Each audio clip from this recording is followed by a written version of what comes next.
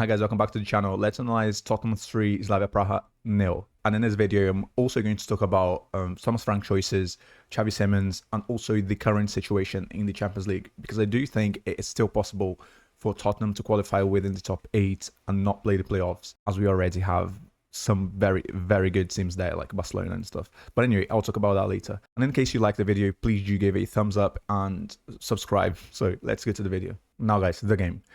3-0, no much difficulty. I really liked the approach, the offensive approach from the start of the game, because after 30 seconds, we were like, Richarlison could have scored the first goal of the game. I would say he missed a very big opportunity, even though you could say the goalkeeper defended, but like a striker who plays for a good team, you should be scoring that goal. But anyway, Tottenham kept creating chances and chances. By the 20th minute, I remember saying that it could have been 3-0 already or something like that, because the pressing was working. Slavia Praha seems very fragile, very incapable of marking anyone. And Spurs took advantage of this, kept pressing, kept creating.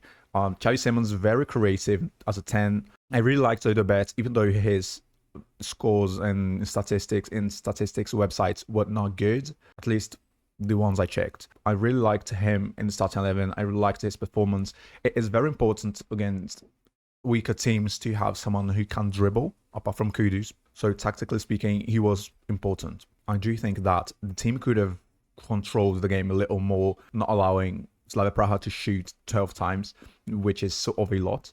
However, their shots were not so dangerous. Vicario had like 1-2 very good saves, and that's it. And their goalkeeper made some very good saves, because honestly, regarding the 90 minutes, this game could have been 5-0.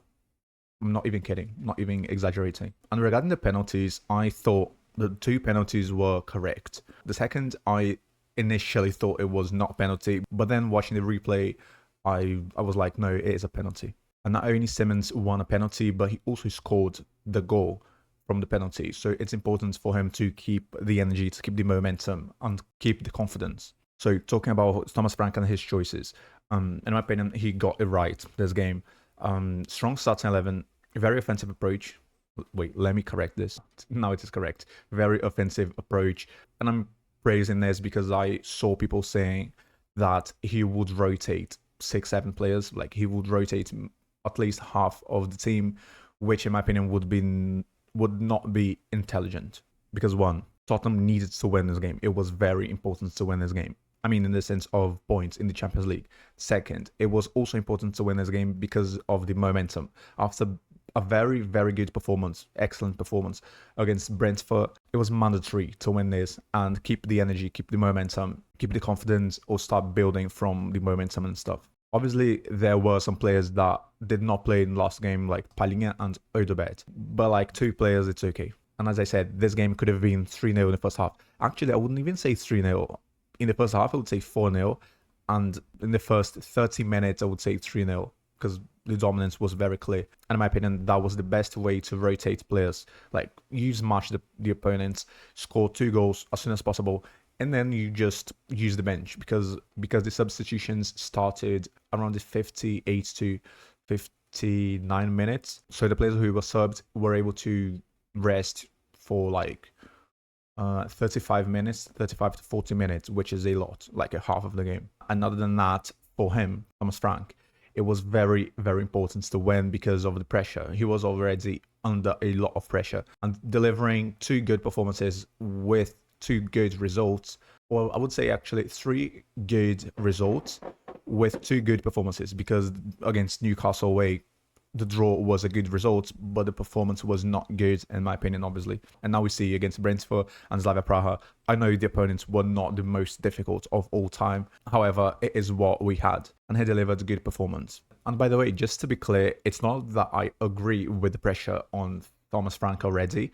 I'm just saying that it was something, whether you agree with it or not. But again, he delivered good results and performances. And the next game, we have Nottingham Forest away, if I'm not mistaken, which is a game that is very winnable. Tottenham are favourites, and if Thomas Frank and the team can not only perform well, but also win the game, it will be very good for the momentum. So Xavi Simons, One goal, one a penalty, another good performance. I really like this version of Xavi Simons where he can basically go wherever he wants on the pitch. As you can see by the match heat map, he was basically everywhere. Sometimes he was similar to a CM or box-to-box. Sometimes he was a 10. He helped on the wings. He helped a lot defensively. He had like 17 duels, if I'm not mistaken, regarding aerial duels, underground duels. Obviously not duels one, but like duels in general, which shows that he is helping a lot defensively and offensively. And now he started to seem as the Xavi Simons that we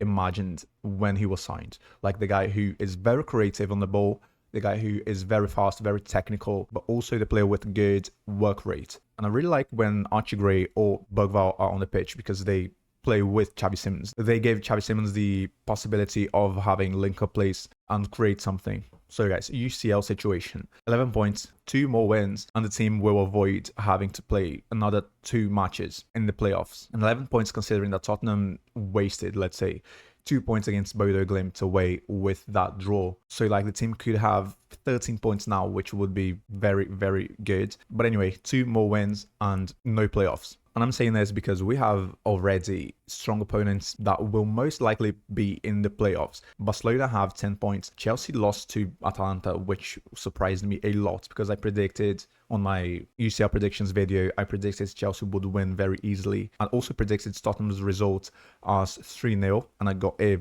exactly right, which was good. But anyway, I was really surprised by Chelsea losing to Atalanta. Napoli have 7 points, but they still needs to play 3 matches. They will still needs to face Chelsea in the last week, which guarantees that one of the two will not be able to qualify within the top 8. And I'm saying that they are in the playoffs already because I really believe that in this season we'll need at least 17 points. I don't think 16 will be enough. That's why I'm considering Barcelona, Chelsea and Napoli already in the playoffs. And if City lose today against Madrid, then also Manchester City. And the next games in the Champions League will be Dortmund at home and Frankfurt away. And even though we'll have a run of Premier League, then Champions League, then Premier League, then Champions League again, the opponents in the Premier League won't be very difficult because I checked it and they are West Ham and Burnley. West Ham before Dortmund and Burnley before Frankfurt. And Frankfurt are not a good team, honestly. So the only challenge here, in my opinion, is beating Dortmund. For me, that's the game. That's a challenge. That's the game where Tottenham needs to win. Because if Tottenham beats Dortmund, I'm pretty sure the team will beat Frankfurt. And also, it would be very good for Tottenham if Dortmund lost today, because then they wouldn't have any chance of qualifying within the top 8 in the league phase and then not playing the playoffs. Because if they lose today, they might play against Tottenham in a low mood, let's say. But I don't know, we'll have to see. The most important thing is now the team are performing well. The team are delivering results alongside with performances, which is a very good sign. And if you liked the video, please do give it a thumbs up and subscribe, and see you next time. Bye.